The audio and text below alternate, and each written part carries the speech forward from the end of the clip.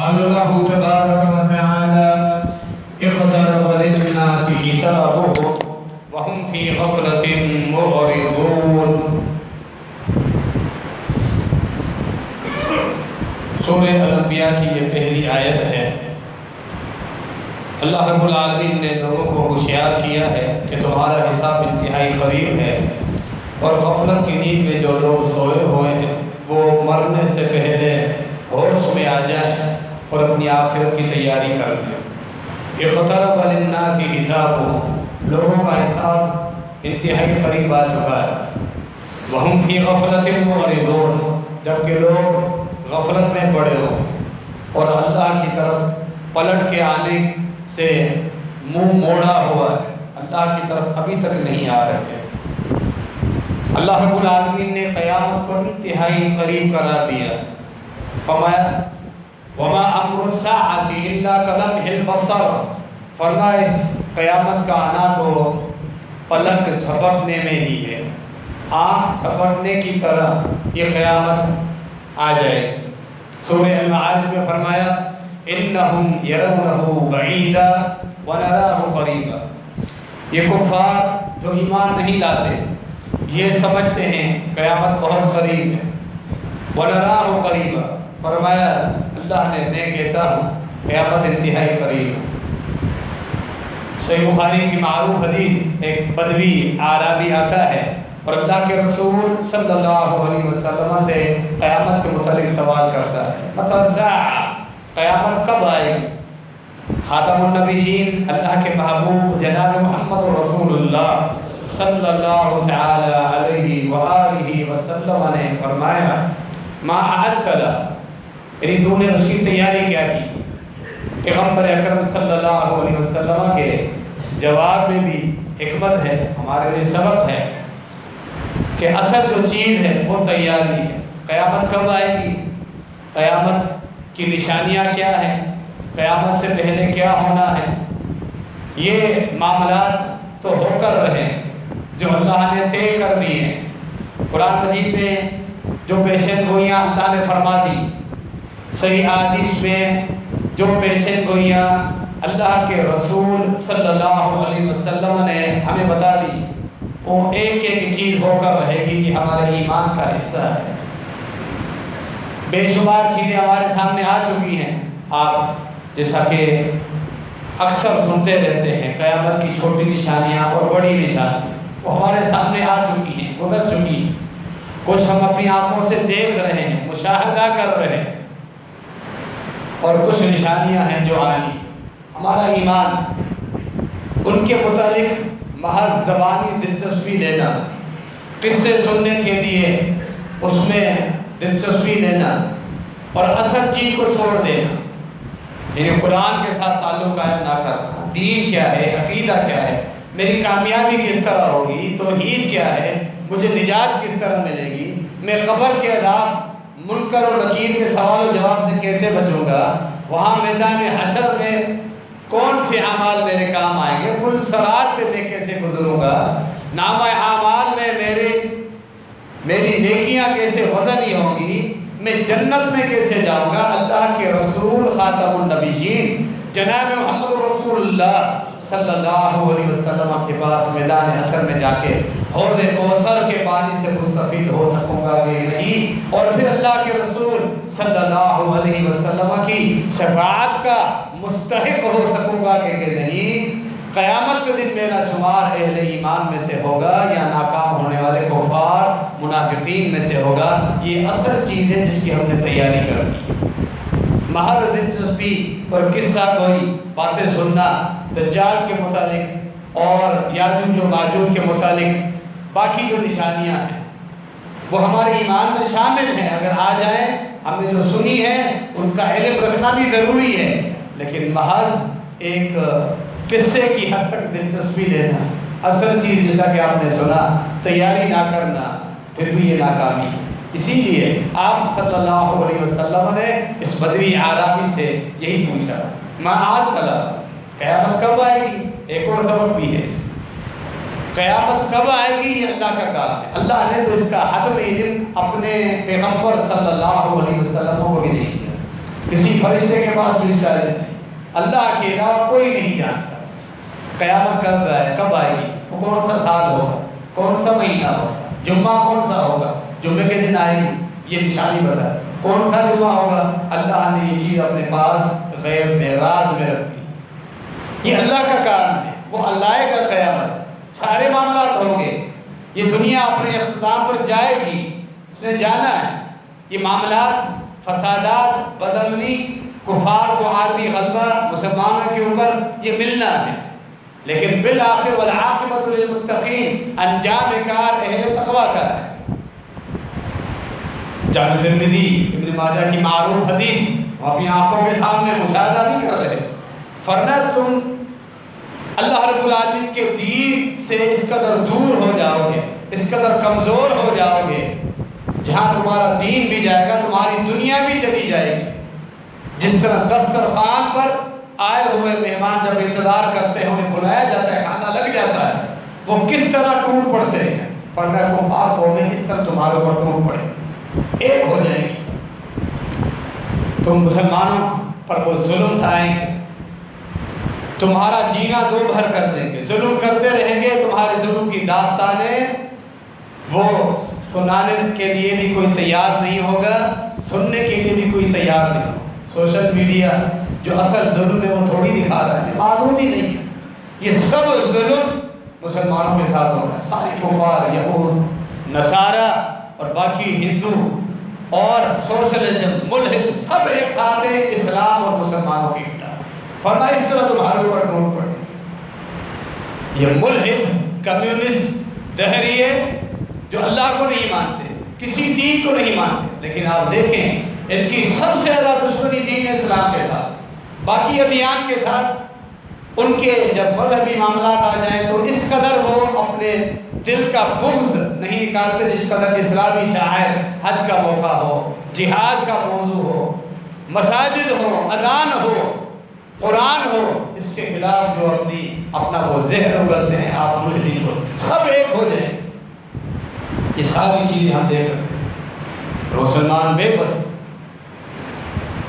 یہ سب معاملات ہونے ہی اللہ کا کام ہے۔ قیامت کب آئے گی؟ تمہارا کام ہے اس کی تیاری کرنا، یعنی آج تک ابھی تک اگر میری عمر 40 سال کی ہے، 50 سال کی ہے، 60 سال کی ہے، میں نے رب کی توحید کو ہی نہیں پہچانا تو میں نے قیامت کی کیا تیاری کی ہے؟ رب کی معرفت یہ بھی نہیں ہے۔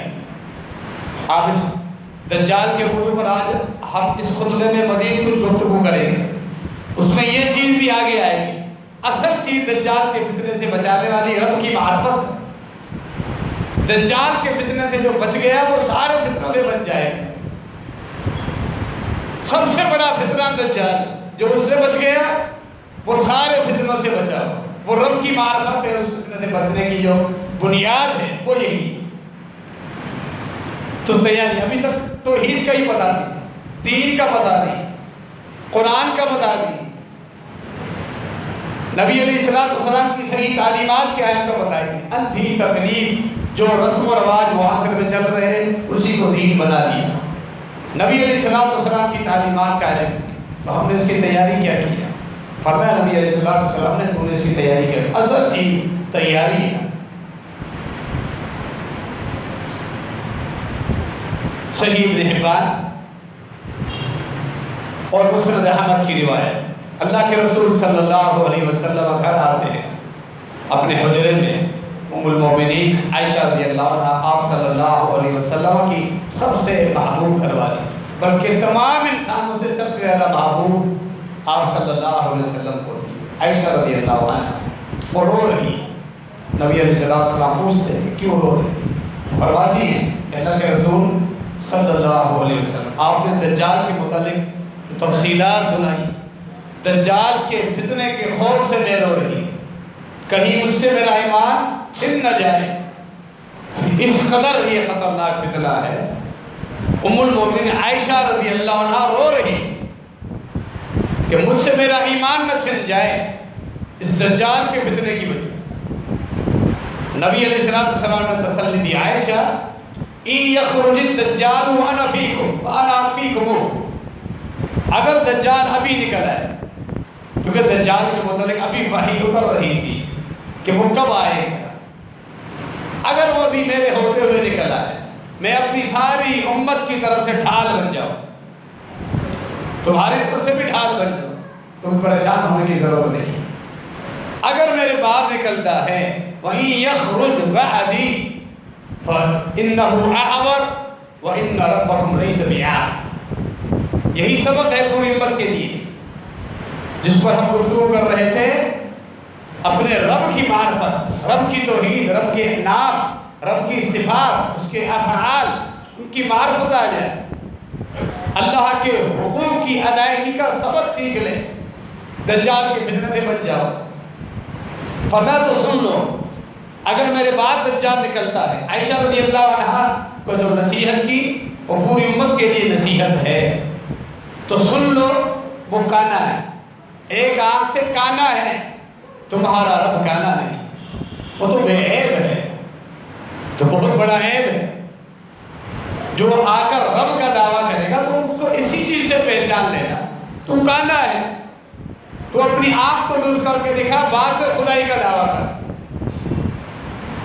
مسند احمد کی روایت موجود ہے، جب یہ نکلے گا دجال اہل ایمان میں سے، آگے میں روایت بیان کروں گا، کچھ عرب قبائل باقاعدہ اس کے خلاف جنگ کریں گے، جہاد بھی ہوگا،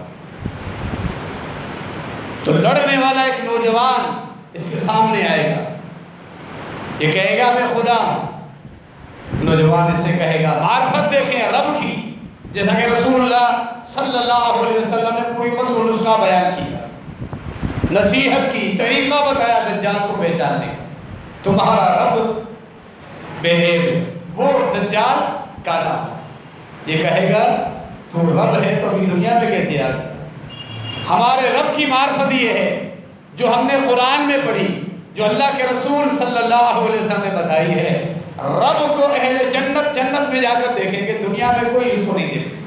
اللہ تعالیٰ کا دیدار یہ جنت میں ممکن، اللہ کے سب سے برگزیدہ پیغمبر موسیٰ علیہ السلام اس خواہش کا اظہار ہے، اللہ نے فرمایا لن ترانی، دنیا میں تو مجھے نہیں دیکھ سکتا۔ وہ آیت پڑھے گا مومن، لا تدرکہ الابصار وہو یدرک الابصار، اللہ نے قرآن میں فرمایا کہ اللہ وہ ہے، آنکھیں دنیاوی آنکھ، مخلوقی آنکھ اس ذات کا احاطہ نہیں کر سکتی، جبکہ وہ ایک ایک آنکھ کا احاطہ کرنے والا ہے، وہو یدرک الابصار یعلم خائنۃ الاعین وما تخفی الصدور۔ وہ تو آنکھوں کی خیانت، یہ پلک کیوں اٹھ رہی ہے، یہ آنکھیں اس طرف ترچھی کیوں گھوم رہی ہے، دل میں نیت کیا ہے، وہ رب تو اس سے بھی واقف ہے، لیکن رب کو دیکھنا، اس کا احاطہ کرنا کسی مخلوق کے بس میں نہیں۔ تو رب ہے دنیا میں، ہم تجھے کیسے دیکھیں؟ اس طرح دجال اس کے سامنے مغلوب ہو جائے، یعنی اس کی معرفت کے لیے قرآن پڑھیں، آپ اس کا ترجمہ پڑھیں، قرآن کا ہی پتہ نہیں ہے، رب کا یہی تعارف نہیں ہے کہ رب کو ہم دنیا میں نہیں دیکھ سکتے، تو دجال کے فتنے میں پھنس جائے گا وہ لوگ، وہ آدمی پھنس جائے گا جس کا قرآن سے تعلق ہی نہیں کہ کیوں فرمایا دجال سے فتنہ سے بچنے کے لیے جو اسباب ہیں، بنیادی سبب یہی رب کی معرفت ہے۔ دوسرا سبب، طریقہ، نسخہ، سورہ کہف کی ابتدائی 10 آیات پڑھ لیں۔ 10 آیات میں اہل توحید نوجوانوں کا ذکر ہے جو توحید کی وجہ سے اپنی قوم کو چھوڑ کر بھاگ کر نکلے تھے، اللہ ان کی حفاظت فرمائے۔ تو 10 آیات سورہ کہف کی ابتدا یاد کر لیں، وہ بھی دجال کے فتنے سے محفوظ رہے گا۔ تعلق پھر بھی قرآن کے ساتھ ہے، توحید کے ساتھ، دجال کے فتنے سے بچنے کا یہ نسخہ۔ دوسرا نسخہ، مکہ اور مدینہ میں رہائش اختیار کرنا، وہاں دجال نہیں آئے، حتیٰ کہ آزمائے گا اللہ رب العالمین۔ صحیح مسلم میں روایت ہے، جب وہ مدینہ نہیں آ سکے گا، فرشتے تلوار لیے اس کے سامنے کھڑے ہوں گے، یہ باہر ایک میدان پہ پڑاؤ ڈالے گا، پھر اللہ رب العالمین آزمائے گا، 3 مرتبہ زلزلہ آئے گا مدینہ منورہ۔ پہلی مرتبہ حق کا زلزلہ آئے گا، حق کے ایمان والے جن کے ایمان ہلکے ہوں گے، نفاق ہوگا، وہ ظاہر ہو جائیں گے، مدینہ چھوڑ کے دجال کے لشکر میں آ کر ملیں گے، وہ کہیں گے ہمیں تحفظ اب دجال کے پاس ہے، مدینے میں بھی تحفظ نہیں، اللہ کی آزمائش۔ دوسری مرتبہ اس سے بھی زوردار زلزلہ ہے، پھر کچھ مزید جن کے اندر نفاق تھا، کچھ چھپا ہوا، وہ بھاگے، واقعی اب مدینے میں بھی سکون نہیں، وہ بھی بھاگے، کچھ باقی بچیں گی، اللہ بالآخر زوردار زلزلہ لائے۔ اب باقی معمولی بھی جن کے اندر نفاق تھا وہ بھی نکل کھڑے ہو گئے، دجال کے لشکر کے آپ کے ساتھ آ کر میں، باقی بچ جائیں گے خالص اہل ایمان، مدینے کے اندر نہیں آ سکتے۔ تو مکہ اور مدینہ کی رہائش اختیار کرنا یہ بھی سبب ہے دجال کے فتنہ سے بچنے کے۔ اللہ رب العالمین نے اس دجال کے آنے سے پہلے بھی ہمیں نشانیاں دکھائی۔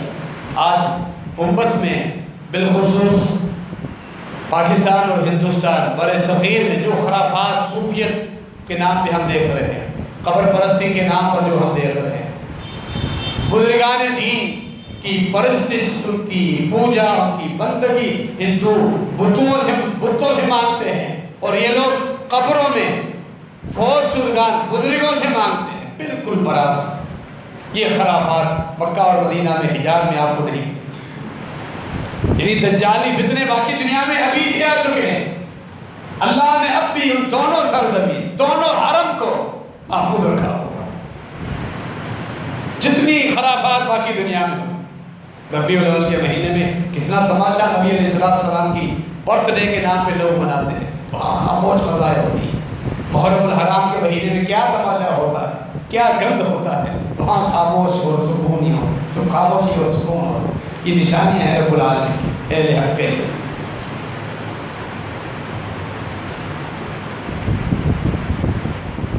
دجال ایک آنکھ سے کالا ہو، اس قدر بے بس، رب لا یعجزہ شیء، اللہ کو کوئی چیز عاجز نہیں رکھتی، اللہ رب العالمین کو کوئی چیز عاجز نہیں کرتی، فعال لما یرید، وہ جو چاہتا ہے کرتا ہے۔ یہ کیسا رب ہے؟ مدینے میں نہیں آ سکتے پھر پابندی، تو رب ہے اپنے اختیارات میں پورا عمل تو کر کے دکھا، مکے میں داخل ہو کے دکھا، طور پہاڑ پہ نہیں جا سکے گا، بیت المقدس میں نہیں داخل ہو سکے گا، تو بے اختیار ہے، اپنی آنکھ کو بھی نہیں درست کر پا رہا، تو رب کیسا ہے؟ اس کی ٹانگیں پھری ہوئی ہوں گی اندر کی جانب، دونوں پاؤں آپس کی طرف ملے ہوئے ہوں، اس طرح چل رہا ہو جس طرح پولیو کا ایک مریض ہوتا ہے۔ بہت جادو اور ٹیکنالوجی کے دور پہ لوگوں پر یہ غلبہ حاصل کرتا رہے گا جن کے پاس ایمان نہیں ہوگا، اپنے رب کی معرفت نہیں۔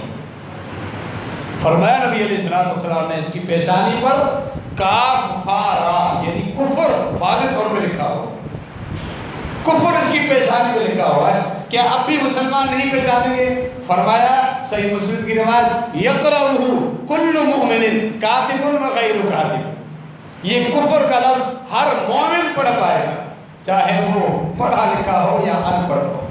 مومن اپنے ایمان کی روشنی میں رب کی جو معرفت تھی، وہ اسی معرفت کی بنا پر دجال کو پہچانے گا، اس کی پیشانی میں کفر لکھا ہے، وہ پہچان جائے گی۔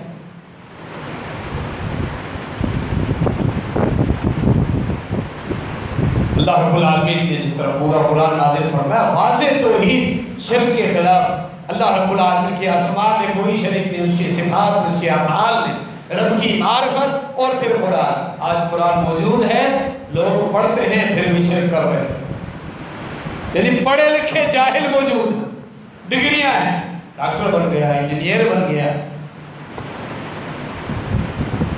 میجر جنرل کرنل بن گیا، بڑا عہدہ، لیکن جب بھی کوئی کامیابی ملتی ہے قبر پہ جاتا ہے، وہاں چادر چڑھا، چیف جسٹس بن گیا، ججوں کے اوپر جو سب سے بڑا جج ہے وہ بن گیا، کامیابی مل گئی، قبر پہ جائے گا پھر نذرانے چڑھاوے اور چادر، یہ ڈگریاں کسی کام کی نہیں، جبکہ وہ ہاری کسان اس سے لاکھ درجہ بہتر ہے، ان پڑھ ہے، رب کے ساتھ کسی کو شریک نہیں ٹھہرا۔ تو پھر دجال کے جھانسے میں ایسے لوگ کیوں نہیں آئیں گے کہ ایک آدمی محض لوگوں کو دھوکہ دینے کے لیے کتنے پیروں کا نام لیا جائے جو جس طرح ایک مشین سے کوئی چیز بنتی ہے، جلدی جلدی مشین کا کام ہے وہ سیمپل ہزاروں کی تعداد میں نکالے، ایسے ہندوستان اور پاکستان میں یہ جعلی پیر نکل رہے ہیں۔ کوئی یہ کہتا ہے کہ اپنے استعمال کے کپڑے میرے پاس لے آؤ تمہاری ساری پریشانیاں دور ہو جائیں. اپنے استعمال کی شلوار جو پہنتے ہو اپنی بیوی کی اپنے بچوں کی شلوار ہے اس کی قبر اور اس آستانے پہ شلوار پہ جا کے ٹانگ کے آ جاتا ہے کہ مجھے وہاں سے شفا ملے. جن کی جاہلیت یہ ہے وہ دجال کو تو سب سے بڑا پیر اور خدا مانتے ہیں. حد یہ ہے ایک پیر آ کے مائک پہ جب پھونک مارتا ہے اس کی پھونک میں شفا کا اتنا عقیدہ ہے کہ جہاں مائک پہ اسپیکر پہ بھی موبائل فون پہ بھی کنیکشن ہے ساری دنیا کے لوگوں کو شفا مل گئی. یعنی اللہ کے انبیاء بھی اس قدر معاذ اللہ شفا نہیں دے سکتے تھے نہ صحابہ جو شفا کی طاقت اس پیر صاحب کو مل. جہاں جس قوم میں اتنی جاہلیت ہے دجال اسی جاہلیت کا تو فائدہ لیتا ہے. رب کی معرفت بنیاد جنہوں نے رب کو نہیں پہچانا وہ دجال کو بھی نہیں پہچانا, دجال کو ہی رب مان. فرمایا نبی علیہ السلام نے قبر کے فتنے کے متعلق فرمایا قبر میں تمہیں آزمایا جائے گا جس طرح یہ فتنہ ایسا ہی ہے جیسا کہ دجال کا فتنہ ہے, بالکل دجالی فتنے کی طرح. کیوں؟ قبر میں بھی سوال ہوگا رب کے بارے میں, دجال بھی دعویٰ کرے گا میں تمہارا رب ہوں. وہاں قبر میں بھی وہی جواب دے گا جس نے رب کو پہچانا, رب کے حقوق ادا کیے, رب کے ساتھ کسی کو شریک نہیں ٹھہرا, وہ جواب دے گا ربی اللہ, میرا رب اللہ ہے. دجال کے سامنے بھی جو ثابت قدم رہے گا وہی ہوگا جس نے رب کے حقوق ادا کیے, جس کی توحید صحیح تھی. رب کے حقوق کیا ہے؟ سب سے بڑا حق اس کی توحید, حق اللہ علی العباد ان یعبدوا ولا یشرکوا بہ شیئا. صحیح بخاری کی معروف حدیث. اللہ کا سب سے پہلا بنیادی حق یہ ہے اس کی اکیلے کی عبادت کی جائے, اس کے ساتھ کسی کو شریک نہ ٹھہرایا جائے. عبادت میں قیام, سجدہ, رکوع, مشکلات میں پکارنا, ڈرنا, امیدیں وابستہ کرنا, مالی عبادت, نظر ہو, نیاز ہو, صدقات ہوں, سب کے سب اس رب کے نام, کوئی اس میں شریک نہیں, نہ کوئی پیغمبر, نہ کوئی ولی اللہ, نہ کتب, نہ ابدال, کوئی بھی نہیں. صحابہ کرام کا مقام مرتبہ عزت جو اللہ نے دی وہ تسلیم کرنا ہے. بعد میں آنے والے اولیاء کرام جو امت میں گزرے ہیں جو نیک ہیں ان کی عزت احترام لازم ہے, ان کے نقش قدم پہ چلے, لیکن اللہ کے نام, اللہ کی صفات, اللہ کے اختیارات ان کو دے دینا یہ شرک ہے. قبر میں بھی ناکام ہوگا, دنیا والی میں فتنے جو آئیں گے دجال باقی فتنوں میں بھی ناکام رہے گا. اللہ کی معرفت سے جو دور ہے, جو شرک میں پھنسا ہوا ہے وہ دجال کے فتنے میں بھی پھنسے گا, قبر میں بھی قابو ہونا ہے. اللہ رب العالمین کے نام, اللہ کی اسماء, اس کی صفات. غرف آدم ایک بزرگ کے نام رکھا اور وہ فوت ہو چکا, سب سے بڑا فریاد اللہ ہے جو اول ہے الآخر, ہمیشہ سے ہے, ہمیشہ رہے گا, جو ہماری شہرت سے زیادہ, جس کا علم ہمارے ساتھ عرش میں مستوی ہے, ہماری دھڑکنوں سے واقف ہے, ہمارے اٹھنے والے وسوسوں سے واقف ہے, دل میں ہماری نکلنے والی آہیں بھی سنتا ہے. اس رب کو چھوڑ کر جو ہر چیز پہ قدرت رکھتا ہے, ایک فوت شدہ بزرگ جو بے بس سے جو دنیا سے کٹ گیا اس میں امیدیں لگائی. اللہ وہ ڈائریکٹ نہیں سنتا, مردہ سنتا ہے. یہ بات ہماری اللہ تک پہنچائے گا, اللہ ہماری نہیں سنتا. کس قدر یہ جاہل ہے. رب کو پہچانے, رب کی معرفت بنیاد ہے ہر فتنے سے بچنے کی. نبی علیہ السلام نے ایک مرتبہ رات کو اچانک پریشان ہو کر نیند سے اٹھ گئے. صحیح بخاری کے اندر یہ حدیث موجود ہے. آپ نے الفاظ فرمائے لا الہ الا اللہ, اور ایک روایت میں ہے الفاظ فرمائے سبحان اللہ. دونوں کلمہ توحید, لا الہ الا اللہ توحید, سبحان اللہ میں بھی توحید ہے. اللہ ہر عیب سے پاک, شریکوں کی شرک سے پاک ہے, وہ عیب سے پاک, ہر قسم کے عیب سے, نقائص سے مبرہ ہے, منزہ ہے. سبحان اللہ میں توحید. فرمایا ماذا انزل لیلۃ من الفتن, اللہ نے مجھے دکھایا میری امت میں کس قدر فتنے آنے ہیں, کس قدر فتنے آنے. حدیث آگے لمبی ہے, تعلق ہمارا اسی جگہ ہے. پہلے اس سے جو آپ نے سنا, یعنی نبی علیہ السلام نے درس دیا, سبق دیا, نصیحت کی اپنی امت کو. جتنے بھی فتنے آئے میں نے اٹھتے ساتھ ہی لا الہ الا اللہ کلمہ توحید پڑھا, سبحان اللہ کہا ہے, کلمہ توحید. توحید کے ساتھ تمسک یہ ہر فتنوں سے تحفظ کے لیے کام ڈھال ہے رب العالمین کی توحید. وہ لوگ خوش نصیب ہیں جو توحید کے ساتھ سمجھوتا نہیں کرتے، جو شرک سے محفوظ ہیں۔ اللہ نے سورہ بقرہ میں آیت الکرسی کے بعد بھی جو اہل توحید ہے ان کا ذکر فرمایا، وَمَن يَكْفُرْ بِالطَّاغُوتِ وَيُؤْمِن بِاللَّهِ فَقَدِ اسْتَمْسَكَ بِالْعُرْوَةِ الْوُثْقَىٰ۔ تمام معبودان باطلان کے اختیارات، ان کی شرک، ان عبادات سے انکار کر کے اکیلے رب کے ساتھ جنہوں نے تمسک قائم کیا، انہوں نے ایک مضبوط کڑے کو پکڑ لیا ہے۔ لن انفصام رہا، وہ مضبوط کڑا کبھی ٹوٹے گا نہیں، اسی جگہ وہ موت ہو ہم کی آ جائے، خوش نصیب، فتنوں سے بھی محفوظ ہے۔ توحید ہے جو تمہیں فتنوں سے بچائے، رب العالمین کی معرفت۔ اللہ کا حق کیا ہے؟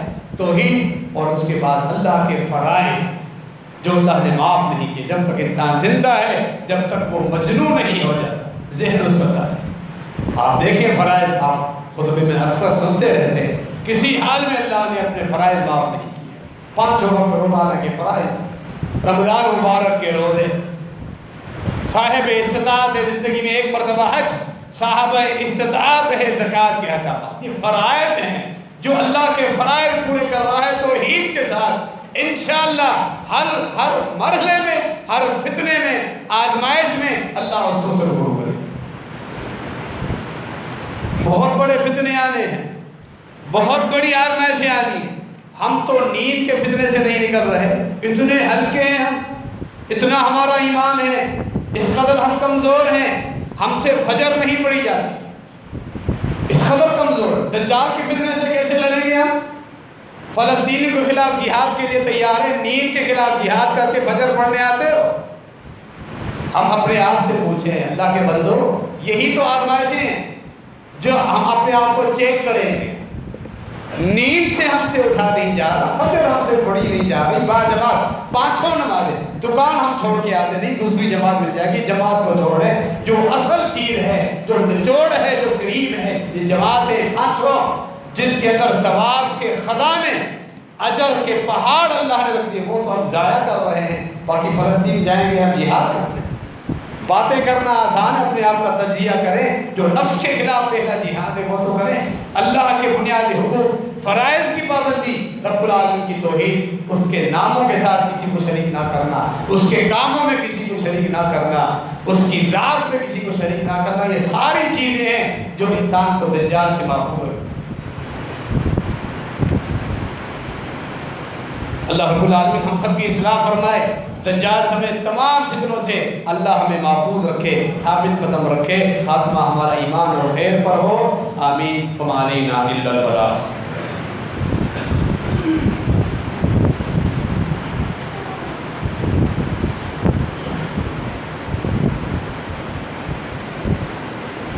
ان الحمد للہ نحمده ونستعینه ونستغفره ونعوذ بالله من شرور أنفسنا ومن سيئات أعمالنا، من يهده الله فلا مضل له ومن يضلل فلا هادي له، وأشهد أن لا إله إلا الله وحده لا شريك له، وأشهد أن محمدا عبده ورسوله۔ فرمایا نبی مکرم خاتم النبیین جناب محمد رسول اللہ صلی اللہ علیہ وسلم نے دجال کے پاس آگ بھی ہوگی، اس کی جہنم، اور اس کے پاس جنت بھی ہوگی۔ فرمایا فنارہ جنت و جنتہ نار، جو وہ اپنی آگ دکھائے گا، نہ ماننے والوں کو وہ پھینکتا جائے گا، نہیں ماننا، ڈٹ جانا، اس کی آگ قبول کر لے، اللہ کے ہاں تم جنتوں میں چلے جاؤ۔ جس کو آگ میں پھینکے گا وہ ہلاک ہو گا، شہید ہو جائے گا، اللہ کے ہاں وہ جنتوں میں چلا جائے۔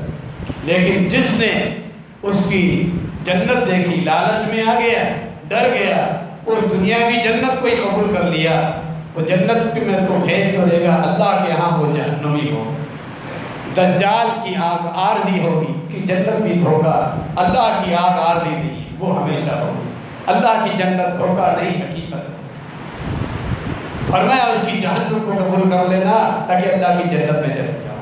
یہ جو فتنہ ہے یہ دجال کا، اس کی دنیا میں اس قسم کے فتنے موجود ہیں۔ کتنی ایسی حرام کاریاں ہیں جو دنیا میں ہمیں میٹھی نظر آتی ہیں، جن میں مٹھاس نظر آتی ہے، لیکن ان کی جو مٹھاس ہے اللہ کی ناراضگی کا سبب ہے۔ انسان حرام کما کے یہ چاہتا ہے میں بہترین اپنا گھر بنا لوں، لیکن وہ آخرت میں اللہ کے محلات سے محروم رہے۔ یہی دجال والی جنت ہے۔ حرام کے پیسوں سے اگر گھر میں ٹھنڈک کے لیے گرمیوں میں اے سی لگاتا ہے، دنیا کی ٹھنڈک آ گئی، آخرت میں جنت کی ٹھنڈک سے محروم رہو۔ ہر چیز پہ اپنا آپ کو قیاس کرے گا۔ اسی طرح دنیاوی ترقی، اسٹیٹس، دنیاوی معاملات، سہولیات، لگژری لائف کے لیے جو حرام چیز اختیار کرو گے، گویا کہ یہ وہی دجال والی جنت ہے جو تمہیں دنیا میں مطلوب ہے، آخرت میں رب کی جنت تمہیں نہیں چاہیے۔ ان حرام خوریوں کو بھی انسان چھوڑتا ہے، سادہ زندگی گزارتا ہے، تکلیف ہے، سادگی ہے، پریشانیاں ہیں، باقی لوگ ترقی کر رہے ہیں، میں پیچھے رہ گیا، لیکن وہ یاد رہے یہ جس دنیاوی جہنم کو اس نے قبول کر لیا ہے، یعنی تکلیف کو، اللہ اس کو جنتوں میں بھیجے۔ یہ آزمائش چل رہی۔ کاروبار میں حرام 2 نمبری سے بچے، نفع کم آئے گا، کچھ مطالبات پورے نہیں ہوں گے، کچھ خواہشات پوری نہیں ہوگی، بہترین کپڑے نہیں لے سکو گے، اچھا گھر نہیں ہے، لیکن اللہ تو راضی ہے۔ اللہ کی رضا سے بڑھ کر کوئی قیمتی چیز ہے؟ وَرِضْوَانٌ مِّنَ اللَّهِ اکبر۔ ساری دنیا ایک آدمی کو مل جائے، حرام کما کر ایک آدمی حلال میں گزارا کرے، دنیا کچھ نہیں ملی، اللہ کی رضا مل جائے، اللہ نے فرمایا میری رضا سب سے بڑی چیز۔ دجال کے فتنے میں یہاں ہماری یہ بھی آزمائش ہے، جس کی چیز کو ہم نے دیکھنا ہے، چیک کرنا ہے۔ فرمایا نبی علیہ السلام نے یہ دجال اپنا فتنہ پھیلائے گا، 40 دن کے لیے آئے گا، کل اس کے لیے 40 دن ہوں گے۔ پہلے ابتدائی دن 1 سال کا ہوگا، دوسرا دن 1 مہینے کا، تیسرا دن 1 ہفتے کا، 37 دن نامور ہو۔ صحابہ کرام نے سنا، مسند احمد کی یہ روایت ہے، فوراً پوچھ لیا صحابہ کرام نے، اللہ کے رسول پھر ہم ہوں، آپ کی امتی ہوں گی، اگر ہمارے ہوتے آ گیا آپ کے بعد ہم نمازیں کیسے پڑھیں؟ وہی سوال اللہ کے فرائض جو بنیادی حقوق، یعنی اگر ایک دن 1 سال کے برابر ہے، پورے سال میں 5 نمازیں؟ فرمایا نہیں، پھر تم نماز کا اندازہ رکھو کہ فجر اور ظہر میں کتنا عرصہ ہوگا، گیپ ہونا چاہیے، 4 گھنٹوں کا، 5-6 گھنٹوں کا، ظہر اور عصر میں کتنا گیپ ہے، عصر اور مغرب میں، اس طرح تم نے نمازیں، اللہ کے فرائض ہم بھی نہیں چھوڑیں۔ دجال کے ہوتے ہوئے وہ دنیا میں شرنگیریاں پھیلا رہا ہوگا، تم نے کوئی کونا پکڑنا ہے، پہاڑوں پہ جنگلات میں چھپ جانا ہے، اللہ کے فرائض وہاں بھی اس حالت میں بھی پورے کرنے، وہ معاف نہیں ہوں۔ پھر فرمایا نبی علیہ السلام نے دجال کے خلاف جو جنگ ہوگی، جو جہاد ہوگا، عیسیٰ بن مریم کا نزول ہونا ہے، جب یہ فتنہ پھیلائے گا، مسلمانوں کو خلیفہ اشارہ اس میں ملتا ہے کہ مہدی جو خلیفہ نکلنا ہے وہ بھی مسلمانوں کی جماعت میں ہوگا۔ دمشق میں ایک مسجد میں عصر کی نماز کی تیاری ہوگی، اسی اثنا میں عیسیٰ بن مریم نازل ہوں گے۔ بالکل ایسا لگے گا کہ ابھی نہا کر آئے ہیں، بالوں سے گویا کہ پانی ٹپک رہا ہو، غسل کرنے کے بعد جس طرح پانی ٹپک رہا ہو، 2 سبز چادریں پہنی ہوئی ہوں گی، آئیں گے امام مہدی، آگے کریں گے، کیونکہ مطالعہ ہے احادیث کا، عیسیٰ بن مریم نازل ہونے ہیں دمشق میں، تو انہیں کہا جائے گا تقدم، آگے ہیں، نماز پڑھیں۔ فرمایا نہیں، میں امت نبی علیہ السلام کی کسی امتی کے پیچھے نماز پڑھوں۔ یہ کیوں فرمایا امتی کے پیچھے نماز؟ تاکہ پتہ چل جائے اللہ کے رسول صلی اللہ علیہ وسلم خاتم النبی، ان کی شریعت قیامت تک چلے گی، میں عیسیٰ بن مریم بھی محمد رسول اللہ صلی اللہ علیہ وسلم کی شریعت کا پیروکار پابند ہوں۔ یہاں کوئی فقہ نہیں، نہ فقہ حنفی، نہ فقہ حنبلی، نہ فقہ حنفی، نہ شافعی، قرآن و حدیث جو شریعت، جو لوگ قرآن و حدیث پر ہیں وہی خوش نصیب، وہی دین قیامت تک چلے گا، کسی فقہ کا کوئی تصور نہیں ہو۔ پھر فرمایا نبی علیہ السلام عیسیٰ بن مریم جب اتریں گے، مسلمان کے خلاف مل کر جہاد کریں گے، یہ 2 جماعتیں، ایک یہ، دوسرا غزوہ ہند کرنے والے، سنن نسائی کی صحیح سند۔ فرمایا اصابتان من امتی، میری امت کے 2 جماعتیں خوش نصیب ہیں، اللہ نے جن پر جہنم کی آگ حرام کر دی، میری امت کی 2 جماعتیں خوش نصیب ہیں، اللہ تعالیٰ نے دونوں پر جہنم کی آگ کو حرام کر دیا۔ فرمایا اصابۃ تغزو الہند، ایک وقت آئے گا میری امت کے جماعت، میری امت میں سے ایک جماعت ہندوستان کے خلاف جہاد کرے گی، ہند کے خلاف غزوہ ہند، وہ لڑیں گے، ہندو مت کا خاتمہ کریں گے، وہ غالب آئیں گے ہندوؤں پر، یہ سب سے بڑے خوش نصیب ہوں گے اللہ رب العالمین نے جن پہ جہنم کی آگ کو حرام کر دیا۔ ہمارا جو آج کل بنا ہوا معاملہ، جیسے یہ تماشا جوا کا چل رہا ہے، ورلڈ کپ، ملک کی ٹیم کی ہار جیت اسی کو جنگ بنا لی، یہی ہار جیت سب کچھ ہے، کوئی حیثیت نہیں ہے، لوگ جیتتے ہیں ہارتے، کوئی ہارے کوئی جیت، یہ تماشا ہے۔ تیاری کرو، اللہ رب العالمین توفیق دے، حالات بنائے، خبیث بنیے کے خلاف جہاد کی صورت میں ان کی گردنیں کاٹی جائے، ان کے پور پور کو توڑا جائے، یہ جہاد ہے، یہاں تسکین ملے گی۔ لیشفی صدور قوم المؤمنین، تم نے اس تماشے کو سب کچھ بنا لیا، ہار گیا تو رو رہے ہو، جیت گیا تو جشن منا رہے ہو، فارغ کر رہے ہو، کس قدر بے وقوفی ہے، چاہیے کھیل اور تماشے کے پیچھے پڑے۔ فرمایا بہترین لوگ جو قد واحد کریں، دوسرے اصابت تکون مع عیسی ابن مریم، جو عیسیٰ بن مریم کے ساتھ مل کر دجال کے خلاف جہاد کریں، یہ خوش نصیب دجال کے خلاف جہاد کرنے والے۔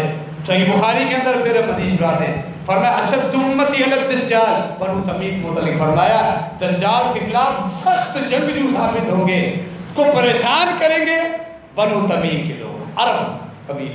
آج بھی نبی علیہ السلام حدیث یہ نعمت ہے، ہم حق کو پہچانیں، بنو تمیم کو دیکھ لیں، عرب کو دیکھ لیں، قبر پرستی، یہ میلے، یہ قوالیاں، یہ دھمالے، یہ سب ہندوستان میں ہیں، پاکستان میں ہیں، وہاں عرب کے جو بنو تمیم ہیں، باقی قبائل ہیں، مکہ مدینہ اہل حجاز کے لوگ، وہ ان خرافات سے، شرک سے، مزار پرستی، قبر پرستی سے محفوظ ہیں، معمون۔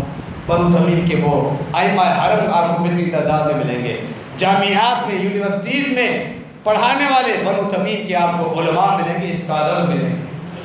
وہاں بنو تمیم کا آپ جائزہ لیں، حق کو پہچانیں۔ آپ کیوں ڈرتے ہیں کہ حق کو پہچانیں، ان کا ساتھ دیں، قیامت کے دن اللہ اہل حق کے متعلق پوچھے گا، ان کا ساتھ دیں۔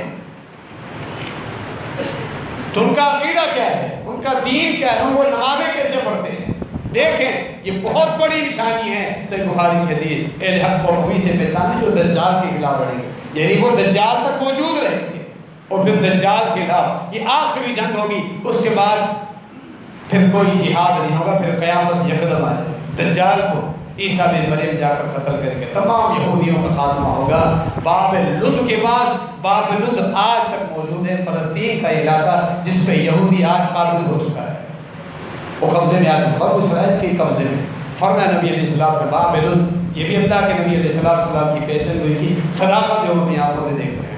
دجال کے پیروکار، اس کے پیچھے لگنے والے، آپ نے سنا تھا گزشتہ خطبے میں، یہودی ہوں گے، منافقین یعنی مسلمانوں میں سے جن کا ایمان درست نہیں ہوگا، جو شرک کی بیماری میں مبتلا ہوں گے، بدعات خرافات کی بیماری میں مبتلا ہوں گے، پیر پرستی کے رسم و رواج میں مبتلا ہوں گے، وہی منافقین دجال کا ساتھ دیں۔ صرف اہل توحید بچ جائے گی، توحید جن کے پاس رب کی معرفت ہوگی۔ تیسرے لوگ، تیسرے قسم کے انسان خواتین، کثرت کے ساتھ خواتین کا ایمان کمزور ہوتا ہے اور وہ حوصلے کمزور ہوتے ہیں، حتیٰ کہ آپ نے سنا یہ سنن نسائی کی حدیث ہے، نبی علیہ السلام نے فرمایا کہ اس قدر لوگ اہل توحید اور باقی مسلمان جو دجال سے فتنہ سے بچنے کی کوشش کریں گے، جب دیکھیں گے معلومات ہوگی کہ عورتیں کثرت سے گھروں سے نکل کے دجال کے بعد بہت بڑا پیر، سب کچھ دیتا ہے، وہ کھانے بھی دیتا ہے، پھل بھی دیتا ہے، پانی بھی دیتا ہے، بڑی فراوان، آسانی چاہیے خاتون، آسانیوں کے لیے وہ وہاں جائے۔ حتیٰ کہ پھر لوگ کیا کریں گے، اپنی عورتوں کو باندھ دیں رسیوں کے ساتھ، باقاعدہ حدیث کے الفاظ، اپنی بیٹی کو، اپنی بیوی کو، اپنی والدہ کو، اپنی پھپھو کو رسیوں سے باندھ دیں گے، کہیں ان کا ایمان ضائع نہ ہو جائے۔ یہاں علماء نے دجال کے فتنے کی سختی کا ذکر کیا۔ جب آپ تصور کریں پانی کی ایک بوند بھی نہ ہو، شاید آپ برداشت کر جائیں، تمہاری اولاد تڑپ رہی ہو پانی کے لیے، اس وقت تم برداشت نہیں کر سکتے، یہ کوئی حق کا فتنہ نہیں ہے۔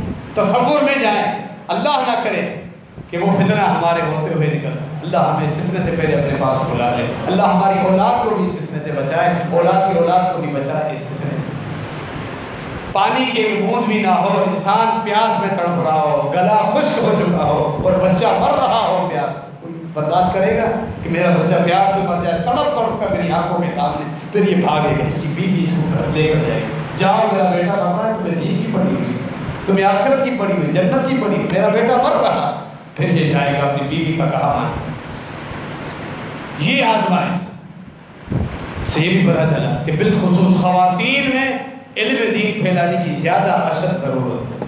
خواتین اکثر فتنوں کا مبتلا ہونے والی خواتین ہوتی ہیں کیونکہ علم کم ہے۔ مرد حضرات خطبہ جمعہ میں باہر آ گئے، اہل علم کے دروس ہو گئے تو سن لیے، جلسہ وغیرہ کی صورت میں علماء کے ساتھ صحبت بھی مل گئی۔ خواتین کو یہ مواقع نہیں ملتے، انہیں مواقع دیے جائیں، علم ان کے اندر پھیلایا جائے۔ نبی علیہ السلام کی سیدھی حدیث ہے، اپنی خواتین کو روکو مت جب وہ آنا چاہیں۔ ایسے لوگ ہیں جو مسئلے کی اعتبار سے حدیث کا انکار کر دیتے ہیں، باقی بازار بھلے جائیں خواتین، معاملات کرنے، اسکول بچوں کو چھوڑنے لے کر آنے، خریداری کرنے، سبزی لے کے بھلے باہر ہے، نماز پڑھنے کے لیے نہ جائے، ان کے مسلک میں شامل ہے، بائبل حدیث بھی موجود ہے کہ نہیں جائے۔ حالانکہ خواتین کو زیادہ ضرورت ہے خطبہ وہ سنیں، علماء کے جو وعاظ ہیں وہ سنیں تاکہ ان کی اصلاح، ان کے اندر دین آئے۔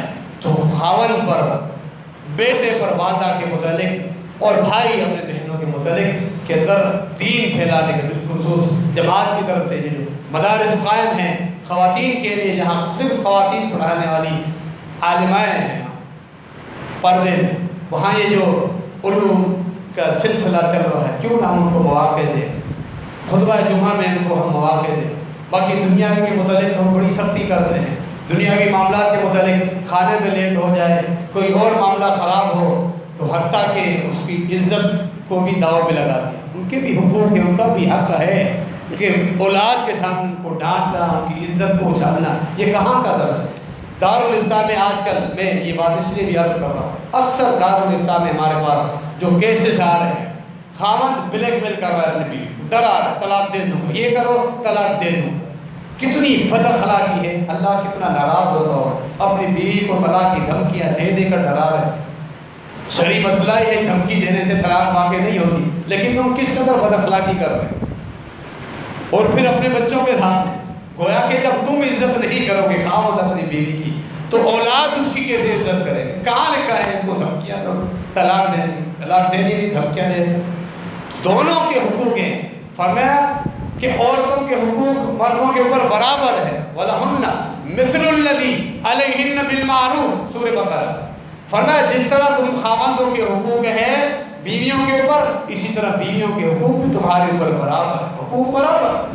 تم نے ان کو ایک گھٹیا چیز، ایک ہلکی چیز بات بھی نہ کرے، مطالبہ بھی نہ کرے، یہ بہت بڑی غلطی ہے کہ ان کے حقوق کو تم اس طرح روکتے رہو، ان کی بات بھی نہ مانو۔ جہاں تک جائز شرعی معاملات، ان کو بنیادی ضروریات پوری کرنا، سب سے بڑی بنیادی ضرورت عزت افزائی، عزت کا خیال جو ہر ایک کو محبوب اور معزز ہوتی ہے۔ تو خواتین کا کثرت کے ساتھ فطروں میں مبتلا ہونا، اس موضوع سے ہم نے تھوڑی یہاں وضاحت بھی کی ہے کہ وہاں خواتین کو بھی علم سیکھنے کے مواقع دینے چاہیے۔